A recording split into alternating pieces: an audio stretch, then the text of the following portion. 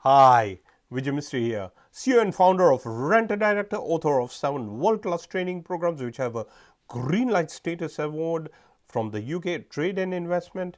My dear friends, our purpose is to see entrepreneurs, leaders, directors, executives, managers achieve standards of excellence in everything they do and help businesses to scale up fairly easily. So, here's the thing. Today, I want to share with you the 7 game-changing questions every business owner and executive must ask. My dear friends, this is exceptionally powerful and this is going to help you because we believe this is going to be business changing as well as life changing. So let's go straight into these questions. The first question, and this is by the famous Dan Sullivan. And Dan Sullivan is a world class consultant, and he's written this book as well. I believe it's the one question you must ask. And here's the question: if you and I were having a conversation 3 years from now, what would we be celebrating? And by the way, these are in my own words. If you and I were having this conversation 3 years from now, what would we be celebrating? In other words, craft out your vision or craft out your specific point of destination 3 years from now. What would you like to see as far as your finance is concerned, as far as your earnings are concerned, as far as your health is concerned, as far as your spiritual growth is concerned? Whatever it is, all the elements, look into how you can really come up with as clear as possible so that even a 10-year-old can understand. Make sure it is simplified and it is very clear and it is reachable as well at the end of the day, because that will help you to progress, that will help you to step up the game, that will help you to aspire to a goal. And research indicates that if you have something tangible like a goal, if you have that in place, you will, chances are, and research indicates that you are more likely to hit if you have everything written. So have it written and see where you want to be 3 years from now. That in itself is going to be game changing.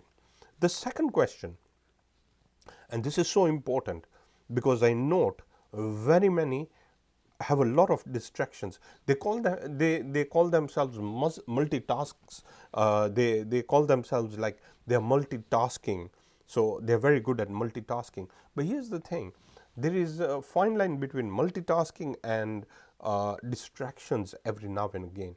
So you might be multitasking, or there may be a lot of comfort distractions, as we put it. So how can I specifically maximize return on my time? The most important component in your life is your time, my dear friends. Sparingly, use your time sparingly, and find out what you can really do to add leverage to whatever you're doing. This in itself, my dear friends, ask this question every 6 weeks or every 4 weeks, depending, whenever you want. And if it is at the top level, ask this to all your executives and find out how you can maximize return on executive time.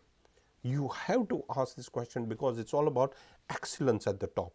The third question, which is so important, is what specific steps can I take to maintain our oxygen levels? When I'm talking about oxygen levels, finance is the lifeblood of organizations, cash is the oxygen of organizations. It's everything's to do with your cash. And the, the pandemic itself has made us realize, in fact, it's a big wake up call to all, and that has made us realize that we must have buffers, we must retain our oxygen levels. And by the way, this also applies to us walking into shops and the social distancing and what COVID-19 has done to everybody's lifestyles. So it's even the real sort of air which we breathe.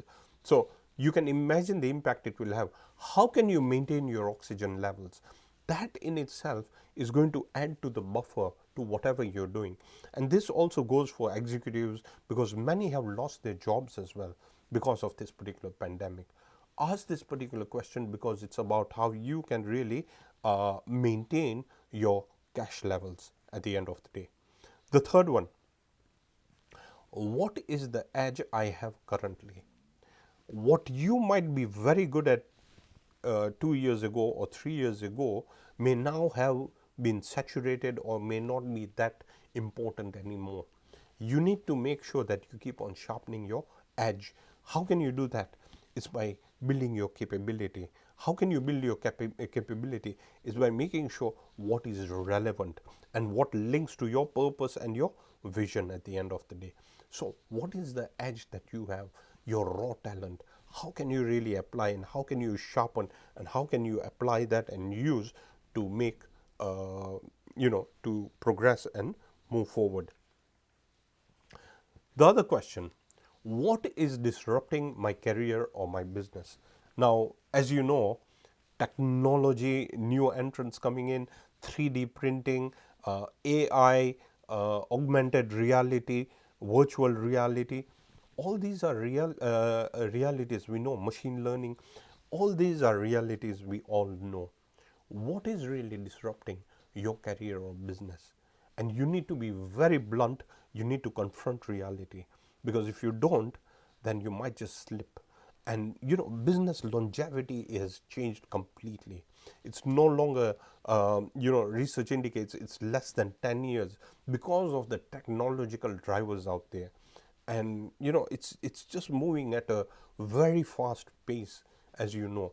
And by the way, uncertain times, everybody is talking about these being uncertain times, the COVID-19, but uncertain times were there last year, last year. We cannot predict the future, and there are challenges which are going to come. This time it's COVID, next time it could be something else. So you need to find out exactly what is disrupting your career and your business, because at the end of the day, it's about the value you're going to add. Now, this is a very important question which many miss out, sadly. How else can I help and serve better? The thing is, the values which you have are very important. But here's what I have noticed, and it's a sad story where I see managers mistreating their subordinates or executives mistreating the employees in organizations as well. It's really poor leadership, weak leadership, in my opinion, as such. So, how else can I help and serve better? This helps you to look at a bigger picture. It helps you to build compassion. It helps you to have that empathy as well, and see what you can do to serve and to help others. Because at the end of the day, we have to keep on stepping up the game, and we need to have the right footprints in place. We need to you know we need to be good examples to help others, and the world has taught us to be together, to have those trust levels as well. So it's just about serving. Just like this particular video, I'm not selling anything, I'm just giving insights here. It's just pure intention of serving and to help you. So how else can I help and serve better? A very powerful question. And here's another question, what is missing? My dear friends, if there's one question, have this meeting. If you're having a brainstorming meeting, go through everything, and at the end of the meeting, ask this question, what is missing? When in our retainer, we help organizations grow, and we normally have this, and everybody is so energetic. We are about to end in a high tone, and I come up with this question, that can everybody come up with one or two things of what is missing from whatever the strategy we have come up with, or whatever the project outline we have come up with, or the goal or something. We always ask this question, what is missing? Why do we ask this question? Because you might just miss out, or you might have just slipped out on one or two important components which will change your decision. This has really happened, so you have to be very careful. So ask this question, what is really missing? Because that in itself is going to add traction. My dear friends, I hope you enjoyed this short video as much as I enjoyed shooting it, and I look forward to seeing you in the next video, where I'll share with you more growth driven insights to help you progress to excellence. Thank you very much. Bye for now.